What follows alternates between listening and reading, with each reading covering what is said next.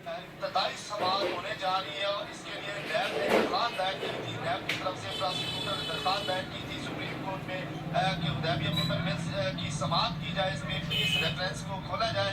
उस हवाले से बेंच मंजूर करते हैं, उसके हवाले से सुप्रीम कोर्ट ने दरख्वास्त मंजूर करते हुए 3 रुकनी बेंच तश्कील दे दिया था और आज वही 3 रुकनी बेंच इस केस की समाअत करने जा रहा है। जस्टिस आसिफ सईद खोसा की ज़ेर सदारत ये बेंच समाअत करेगा और आज इब्तदाई समाअत होगी हुदैबिया पेपर मिल्स की और उसमें आज इब्तदाई समाअत में नैब के जो प्रोसिक्यूटर वो यहाँ पे मौजूद होंगे, केस के राय दिए जाएंगे और उसके बाद जो सुप्रीम कोर्ट का 3 रुकनी बेंच है वो इसकी समाअत के बाद अगले नोटिस जारी करेगा। क्या फैसला करेगा, आज वो फैसला होगा कि क्या कौन कौन से नोटिस जारी किए जाए। लेकिन इसकी आज इब्तदाई समाअत होने जा रही है। इस इब्तदाई समाअत में हुदैबिया पेपर मिल्स जो कि लाहौर हाई कोर्ट में चलता रहा, वो केस बंद कर दिया गया था, उसके उस रेफरेंस को खोला जा रहा है और आज उसकी पहली समाअत होने जा रही है। जी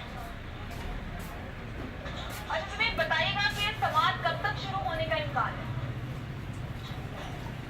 जी बिल्कुल, समाअत के हवाले से मैं बता दूं कि 6 केसेस इस वक्त सुप्रीम कोर्ट में लगे हैं। 6ठा नंबर है इसका हुदैबिया पेपर मिल्स केस का। लेकिन अब इस सुप्रीम कोर्ट का 3 रुकनी बेंच है जो कि जस्टिस आसिफ सईद खोसा उसकी सरबराही करेंगे, वो डिसाइड करेंगे इस केस को पहले सुना जाए या आखिर में। लेकिन इतना है कि इसका 6ठा नंबर लिखा गया, काज लिस्ट जो कि सुप्रीम कोर्ट की लगाई गई है उसमें 6ठा नंबर डाला गया है। लेकिन इसकी इब्तदाई